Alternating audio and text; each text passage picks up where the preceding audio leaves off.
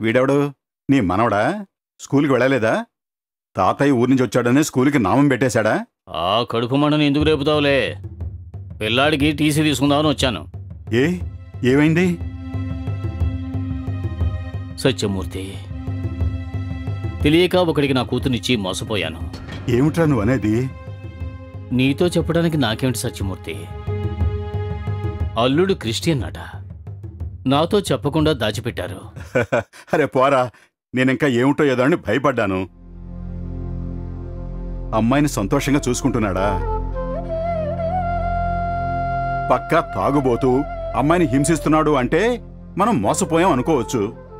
చీటికి మాటికి కొట్టి నీ పుట్టిని పొమ్మని చెప్పేవాడు హిందూ అయితే సంతోషపడతావా ఏమిటి?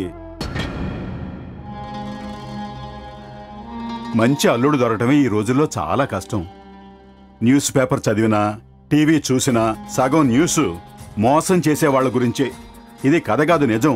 నే చెప్పేదంతా నిజం.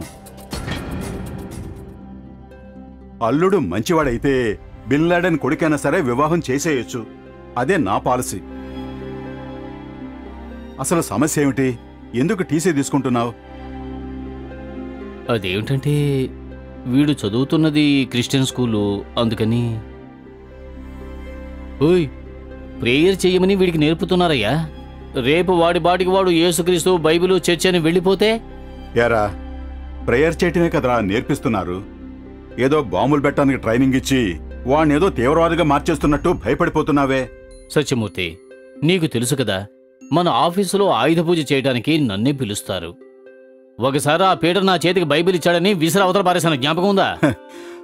మర్చిపోకుండా 2 సార్లు నామం వేసేవాడిరా నేను. ఈ నామం రా, చూసావా?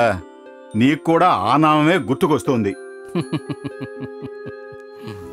Hour father thou art in heaven, hallowed be the name, the kingdom come, thy will be done on earth as it is in heaven. నేను పూర్తిగా చెప్పగలను. ఎలాగని అడుగుతావా? నా మనవడు నేర్పించిందే. ఈ స్కూల్లోనే వాడు చదువుతున్నాడు.